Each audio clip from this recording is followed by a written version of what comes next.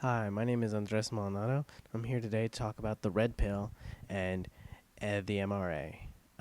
Misconceptions of feminism online.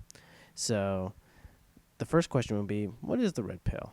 And I'll talk about that in a second. But it's very reminiscent of, or it gets its name from the scene in The Matrix when, what do you call it? Neo is given the choice of the red pill, which is like a hard dose of reality, like the truth, and like ends up being the emphasis of the plot of the movie. Um, facing the reality, or the blue pill, where he goes back to his normal life and just ignores everything. And so here's this article from Business Insider that gives a good little overview of the red pill, which I'll talk about a little bit more. But next up is the MRA. MRA is defined as men rights activists. They believe, similarly to the red pill, that men are in fact the ones being oppressed in society, and believe that feminism has gone too far in some areas, specifically the prison and court systems, and that these feminists have created an environment that is harmful and unequal to men. So they believe that men are the ones that are getting the short end of the stick. They oftentimes cite not only the court systems, but also male suicides, as well as what they call the myth of the wage gap, which is usually describing the idea that the wage gap doesn't actually exist. It's that men tend to be in higher positions, or men tend to be in more dangerous jobs. Um, Next up is the red pill.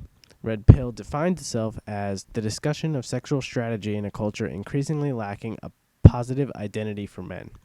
Although I'd describe it as more of a method for maintaining and keeping relationships through a series of strategies consisting of breaking out of being a beta and becoming an alpha. They believe that if you're a beta, women will not only leave you, but also manipulate you. And you have to be an alpha and dominant, otherwise, you'll just be walked all over.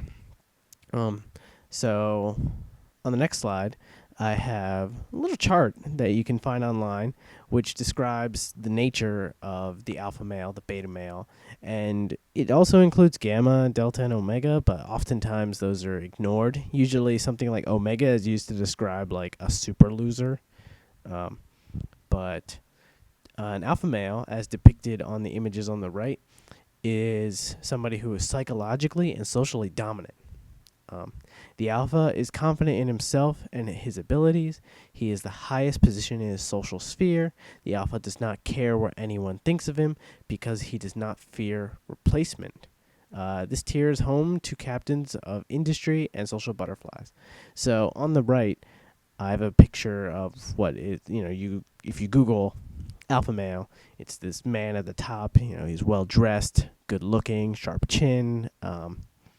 You don't really know anything about him, but you can just assume that he is, the best. And then underneath, we have a picture of James Bond. James Bond and characters like James Bond are oftentimes like the ladies' man. They are like Byronic heroes. They don't really care about the laws, or if they do, they're like the best at keeping them. They're strong physically. Um, they can do anything. Um, Sadly, um, James Bond doesn't exist. He's a fictional character. And then on the left is what is considered a beta male. So a beta male is somebody who is similar to an alpha, but they lack the same social opportunities. They surround the alpha, ready to take his place if the position opens. No one will submit to the alpha, but no one else. They will submit to the alpha, but no one else. Frequently referred to as yes man or yes men, this year is inhabited by bureaucrats and middle managers. Um, anyway, the point is that they tend to be like weak. People tend to step all over them. If you're a beta, you are like somebody who spends a lot of time on Reddit or something. You have a bad image, and other men will tell you to stop being a beta if they feel like you're being a beta. Um, Also, they believe that betas are cheated on a lot. So here I posted a video of the most interesting man of the world, And these videos are used to show off what is considered the alpha male in my eyes. They're Dos Equis commercials. They display the peak of masculinity, somebody who everybody wants to talk to, and at some point in the video, when asked about rollerblading, he says no, rejecting the notion that rollerblading fits into an interesting man. And, you know, it doesn't really make sense because what does rollerblading have anything to do with anything? But if you've, done some snooping and looked around, you'll notice that rollerblading is oftentimes like linked to something like homosexuality or femininity. Like men should not be rollerblading or ice skating because why would they do that? Those are gay. And which brings me to my point of Tough Guys. The video Tough Guys points out many statistics and information regarding the need for feminism in modern America. We watched it in class. And it also points out that these issues are caused by men and put onto other men, and by extension are put onto women in a way that the middlemen, I would say, don't really necessarily see, and the men at the top don't know that they're pushing onto it. So he used the example of the jocks messing with the nerds. It's kind of like the beta alpha male dichotomy, alpha beta dichotomy.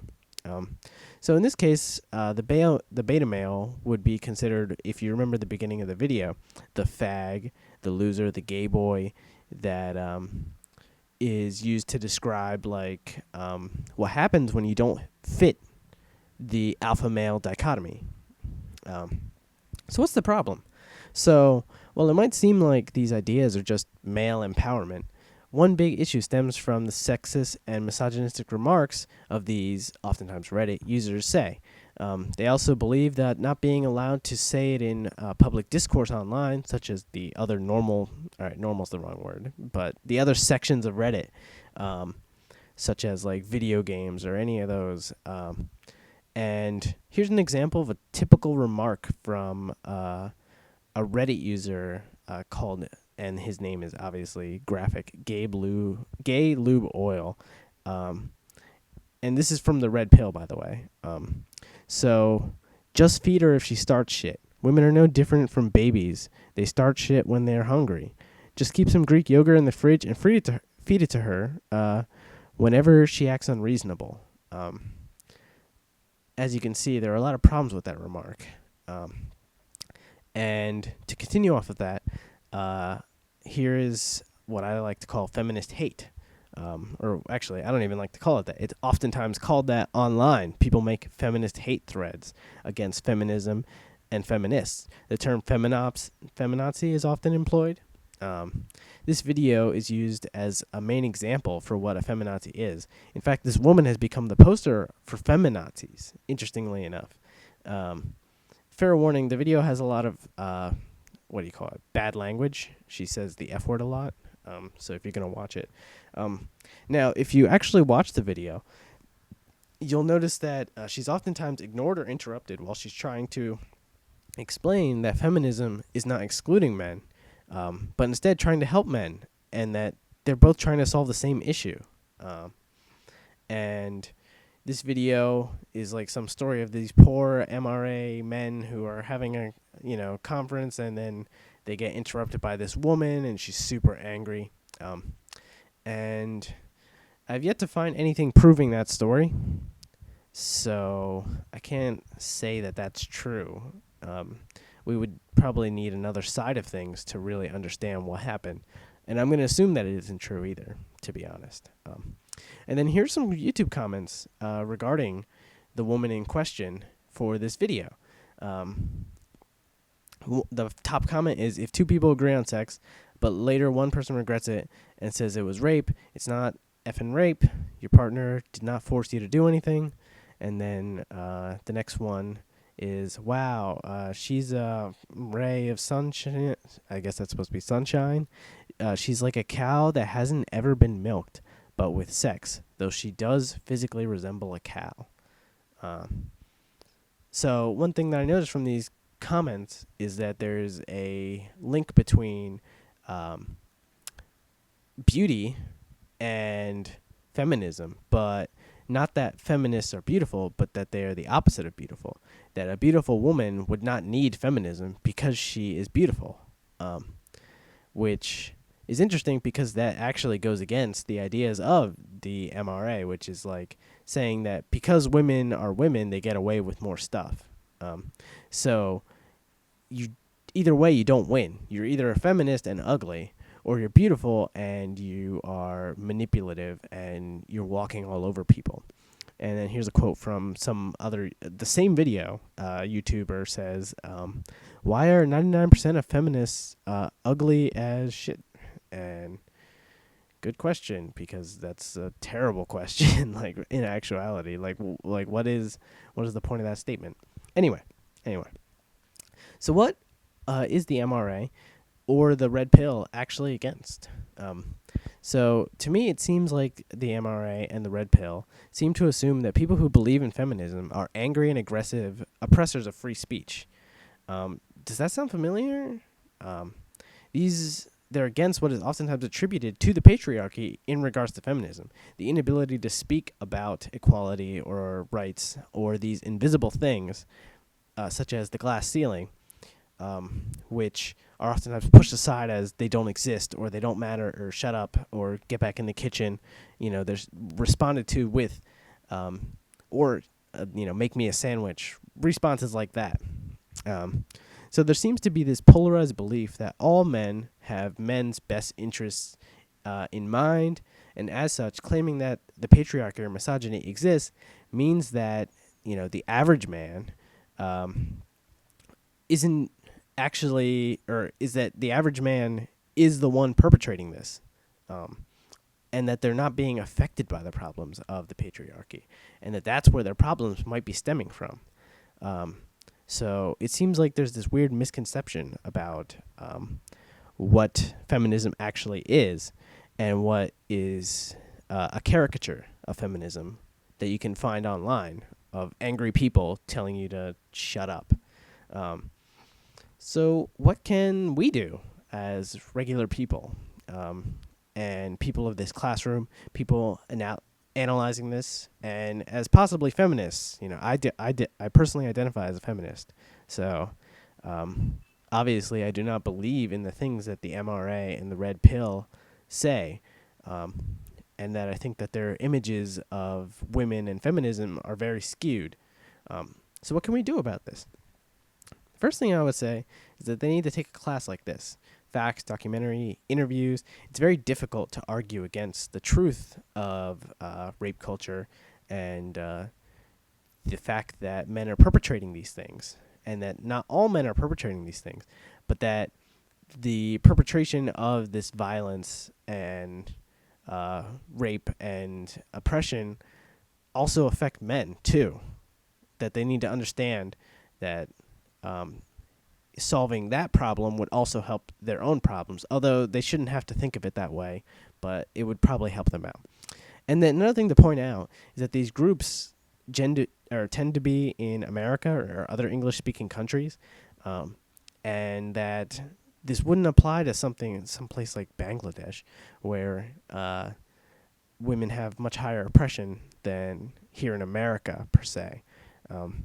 So it's important to note that trying to erase feminism or the usage of feminism is inherently flawed, because it seems to assume that just because America has feminism and that feminism is working in some areas, that it is unnecessary in other countries, and that is very incorrect.